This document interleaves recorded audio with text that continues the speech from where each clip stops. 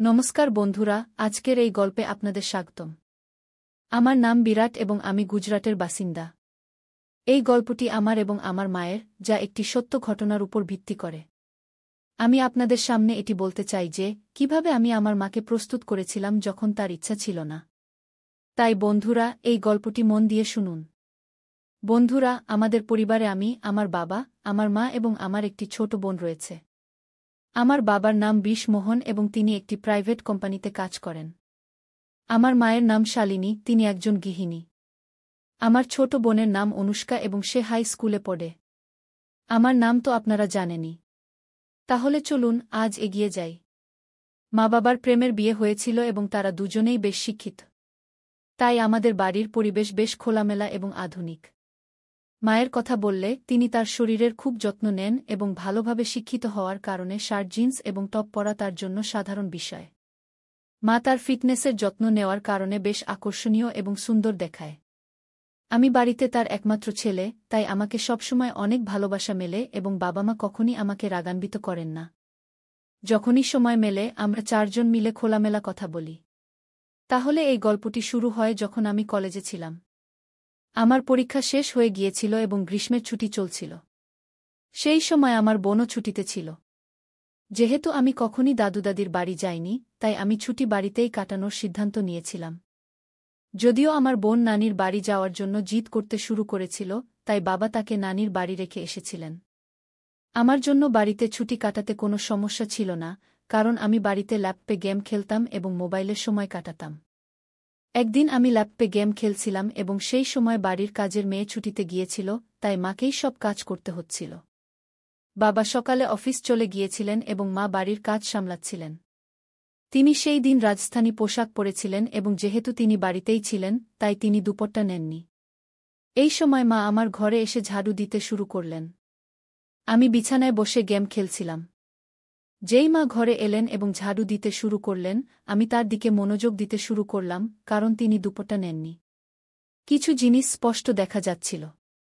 হঠাৎ মা আমার দিকে তাকিয়ে বললেন, উঠ, আমাকে বিছানার চাদর ঠিক করতে দাও, তারপর তোমার গেম খেলো। তখন আমি তৎক্ষণাৎ অন্য দিকে তাকানোর ভান করলাম এবং উঠে বাথরুমে চলে গেলাম।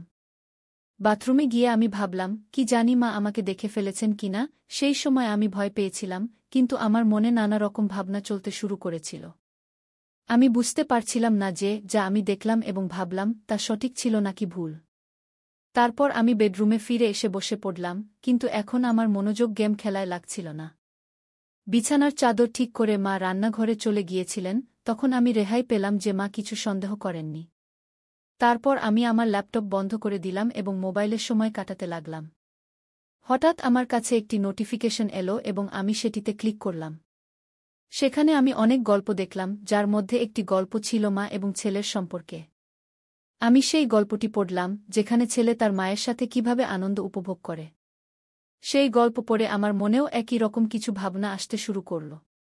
তখন আমি বাথরুমে গিয়ে আমার মায়ের সম্পর্কে ভাবতে ভাবতে হাতে কিছু করলাম, তারপর বাইরে এসে দেখলাম যে মা রান্নাঘরে খাবার বানাচ্ছেন। তারপর আমি ফ্রিজ থেকে পানির বোতল নিতে নিতে মায়ের দিকে তাকিয়েছিলাম। তিনি আমার দিকে পিঠ করে দাঁড়িয়েছিলেন এবং আমি তাকে মনোযোগ দিয়ে দেখছিলাম। তার মনোযোগ খাবার বানানোর মধ্যে ছিল, তাই তিনি বুঝতে পারেননি যে আমি তাকে কিভাবে দেখছি। এবং ঠিক তখনই হঠাৎ মা পিছন ফিরে আমার দিকে তাকিয়ে বললেন, কি রে বিরাট, কি হয়েছে? কি দেখছিস? আমি ঘাবড়ে গেলাম এবং অবস্থা সামাল দিতে বললাম, কিছু না মা, আমি দেখছিলাম যে আমার প্রিয় মা কত পরিশ্রম করেন, সকাল থেকে রাত পর্যন্ত।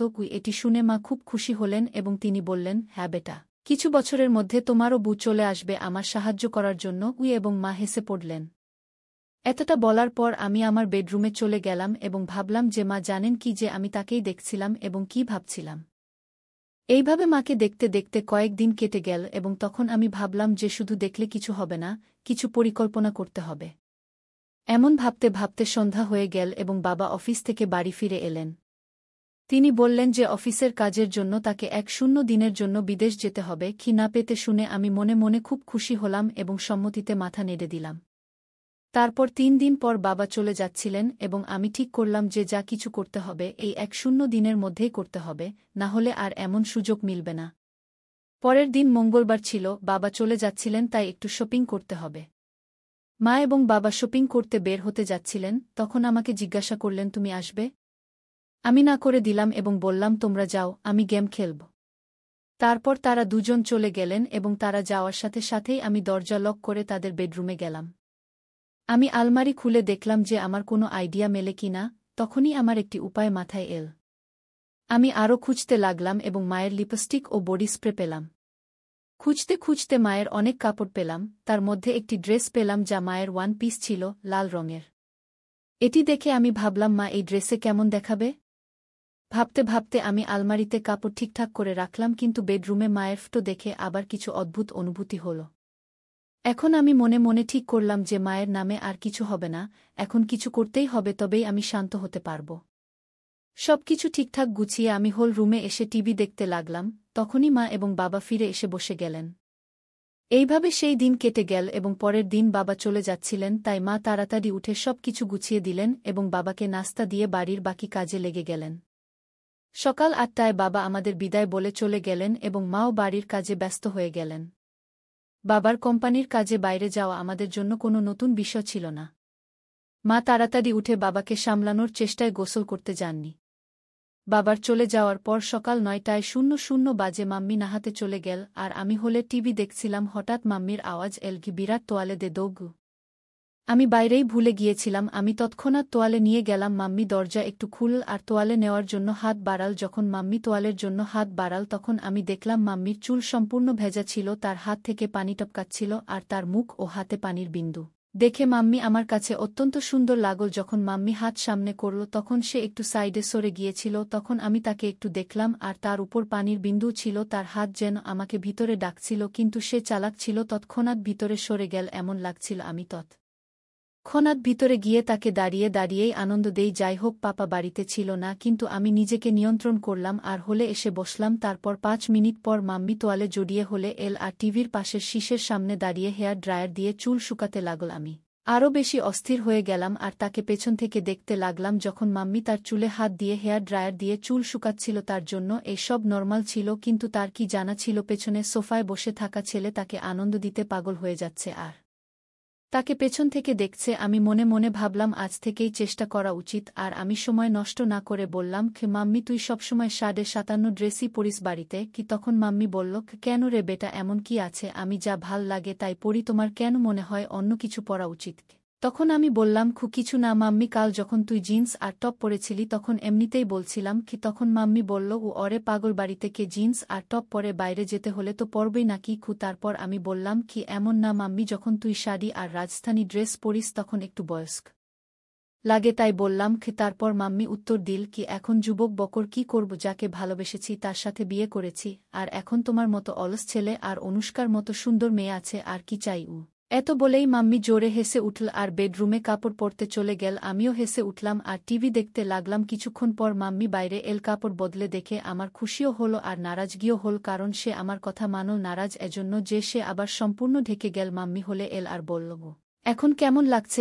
আমি হতভম্ব হয়ে বললাম, কি বাহ, এখন তুই একদম আমার বয়সের মেয়ে লাগছিস।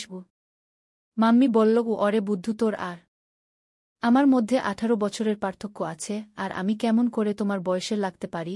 এখন আমার কিছু বলতে ইচ্ছা করছিল না, কিন্তু কিছু বলতেই হলো, তাই বললাম, অরে মাম্মি, আমাদের আর তোমার বয়সের পার্থক্য আমরা জানি, কিন্তু বাইরে কে জানে? যদি আমরা দুজনে বাইরে ঘুরতে যাই তবে লোকেরা ভাববে আমরা গার্লফ্রেন্ড বয়ফ্রেন্ড। এত বলেই আমি ইচ্ছে করে থেমে গেলাম আর মাম্মির প্রতিক্রিয়া দেখতে লাগলাম। তখনই মাম্মি সময় নষ্ট না করে উৎসুক হয়ে জিজ্ঞেস করল, আচ্ছা আর কি বল না বেটা, কি এখন? আর আমি কিছু বললাম না, শুধু এতটুকু বললাম, ছেড়ে দে মাম্মি, তোমার রাগ হবে কি? তখন মাম্মি বলল, আমার কখনো তোমার উপর রাগ হয়েছে? আর তুমিও জানো আমার ছেলে কখনো ভুল করে না, তবে আমার রাগ কেন হবে? এখন দ্রুত বল, কি বলতে চেয়েছিলে কি? তখন আমি বললাম, যদি আমরা একসাথে বাইরে কোথাও ঘুরতে যাই তবে লোকেরা আমাদের গার্লফ্রেন্ড বয়ফ্রেন্ড ভাববে, কিন্তু তোমার গলা মঙ্গলসূত্র দেখে তারা আমাদের স্বামী স্ত্রীও ভাববে। কি? এ কথা শুনে মাম্মি জোরে জোরে হাসতে লাগল। তারপর মাম্মি বলল, অরে বাপরে, এত ছোট কথা জন্য আমার রাগ কেন হবে কি? আর আবার মাম্মি হাসতে লাগল। তখন আমি তাদের বললাম, হাসো না মাম্মি, কি এত? বলেই মাম্মি আমাকে টিটকারি দিতে আবার হাসা শুরু করল আর আমি মাম্মির দিকে দৌড় দিলাম মজা করে মারার জন্য। মাম্মি তখন দৌড়ে কিচেনে চলে গেল আর হাসতেই থাকল। তারপর আমি হলে বসে ভাবতে লাগলাম যে কি চলো, শুরু তো হলো, কিন্তু এখনও অনেক কাজ বাকি, আর তা ঠিক ততটাই কঠিন। মাম্মি খুব সংস্কারবান, আর আমি কখনো তাকে এমন অনুভব করিনি যে সে এমন কিছুর অভাব বোধ করছে। মাম্মি আর পাপার প্রেমের বিয়ে হওয়ায় খুশি তো তাদের আগে থেকেই আছে, প্রয়োজন তো আমার ছিল, আর আমাকে সেই প্রয়োজন যে কোনো অবস্থাতেই পূরণ করতে হবে, তাও মাম্মি দিয়ে কি। তারপর কিছুক শোন পর আমি আবার চেষ্টা শুরু করলাম। মাম্মি কিচেনে কাজ করছিল, আমি সেখানে গেলাম আর বললাম, কি মাম্মি, তোমাকে রোজ রোজ এই কাজ করতে করতে বিরক্ত লাগে না? তখন মাম্মি বলল, না বেটা, যখন আমাদের কাজের বাই আসে তখন আমার আরাম হয়। কি তখন আমি বললাম, গো মা, এখন তো ছুটি শুরু হয়েছে আর আমার খুব বরিয়ত অনুভব করছিলাম। তখন মা বললেন, তাহলে কি করব, কোথায় যাব ঘুরতে? আমরা দুজনেই বাড়িতে আছি। তখন আমি বললাম, হ্যাঁ চলো মা, কিন্তু বাবা আসার পর। তখন মা বললেন, তাহলে এতক্ষণ কি করবে? আমি বললাম, আমার একটা গেম জানা আছে, যদি তোমার কোনো আপত্তি না থাকে তাহলে খেলি বাড়িতে। মা বললেন, আমার ল্যাপটপে গেম খেলতে কোনো আগ্রহ নেই, অন্য কিছু বলো। তখন আমি বললাম, আরে আমার প্রিয় মা, ল্যাপটপে নয়, শুধু এমনি আমরা দুজন খেলব। তখন মা বললেন, আচ্ছা ঠিক আছে, কোনো গেম? আমি বললাম, মা, ট্রুথ অ্যান্ড ডেয়ার। তখন মা বললেন, আচ্ছা সেই গেম, ঠিক আছে খেলি, কিন্তু আগে আমাকে বাড়ির কাজ শেষ করতে দাও, তারপর খেলব। তখন আমি বললাম, ঠিক আছে মা, তখন পর্যন্ত আমি আমার বেডরুমে যাই, যখন তোমার কাজ শেষ হবে তখন বেডরুমে চলে আসবে। এ কথা বলে আমি তাকে পিছন থেকে জড়িয়ে ধরে গালে একটি চুমু দিলাম এবং তারপর বেডরুমে গিয়ে বসে রইলাম। আমি বেডরুমে বসে ভাবতে লাগলাম, মা প্রস্তুত তো হয়ে গেছেন, কিন্তু কি জিজ্ঞাসা করব যাতে তার রাগ না হয় এবং আমার কাজও হয়ে যায়। কিছুক্ষণ পর মা বেডরুমে এলেন এবং আমার সামনে বসে গেলেন। তখন মা বললেন, এখন বলো কি খেলতে হবে? তখন আমি বললাম, মা, তোমাকে তো জানাই ট্রুথ অ্যান্ড ডেয়ার গেম, এখন আমাকে বলো গেমের শুরু তুমি করবে নাকি আমি? তখন মা বললেন, তুমিই শুরু করো। তখন আমি মাকে জিজ্ঞাসা করলাম, তোমাকে ট্রুথ চাই নাকি ডেয়ার? মা বললেন, ট্রুথ। তখন আমি প্রশ্ন করলাম, তোমার বিয়ের আগে কোনো বয়ফ্রেন্ড ছিল? আমার প্রশ্ন শুনে মা বললেন, এ কী ধরনের প্রশ্ন বিরাট? তখন আমি বললাম, এটাই আমার প্রশ্ন, আর তুমিই তো ট্রুথ বেছে নিয়েছ, এখন বলো। তখন মা বললেন, হ্যাঁ আমার বয়ফ্রেন্ড ছিল, এবং সে তোমার বাবাই। এরপর আমি মাকে বললাম, এখন তুমি আমাকে জিজ্ঞাসা করো, আমারও ট্রুথ। তখন মা একটু ভেবে আমাকে প্রশ্ন করলেন। মা বললেন, তোমার কোনো গার্লফ্রেন্ড আছে? তখন আমি হ্যাঁ বলে উত্তর দিলাম এবং বললাম, হ্যাঁ আছে, সে আমার সামনেই বসে আছে। আমার উত্তর শুনে মা একটু রেগে বললেন, আরে বেটা, এমন বলা ভুল, আমি তোমার মা। শুরুতে আমার আত্মবিশ্বাস একটু কমে গেল, কারণ মায়ের এমন গেমে কোনো আগ্রহ ছিল না এবং তিনি সংস্কারমনা ছিলেন। কিন্তু আমি হার মানতে রাজি ছিলাম না। তখনই আমি বললাম, আরে মা, মজাকেই বলেছিলাম, তুমি তাড়াতাড়ি রেগে যাও কেন? তখন মা ভালোবাসার হাসি দিয়ে হেসে উঠলেন এবং মাথা নাড়লেন। এরপর আবার আমি মাকে জিজ্ঞাসা করলাম, এখন তোমাকে কি চাই, ট্রুথ নাকি ডেয়ার? তখন আবার মা ট্রুথ বললেন। তখন আমি তাকে প্রশ্ন করলাম, বিয়ের আগে তুমি কি কখনো আনন্দ নিয়েছ বা কোনো গেম খেলেছ? তখন মা রেগে বললেন, বিরাট, এটা বেশি হয়ে যাচ্ছে, আমার মনে হয় না তোমার এমন প্রশ্ন জিজ্ঞাসা করা উচিত, এখন আমাদের এখানেই রাখা উচিত। তখন আমি বললাম, আরে মা, আমরা ভালো বন্ধু, আর আমার মনে হয় না তুমি আমার কাছ থেকে কিছু লুকিয়ে রাখতে পারবে, যদি তুমি আমাকে ভালোবাসো এবং আমার উপর বিশ্বাস রাখো। তখন মা বললেন, কিন্তু বেটা, তুমি আমার ছেলে, আর এসব কথা ঠিক নয়। তখন আমি তাকে বললাম, মা, তুমি তো অনেক পড়াশোনা করেছ, তবুও তোমার এসব কথা ভুল লাগে। এগুলো সেই সব কথা যা আমাদের ফার্স্ট সায়েন্সে শেখানো হয়।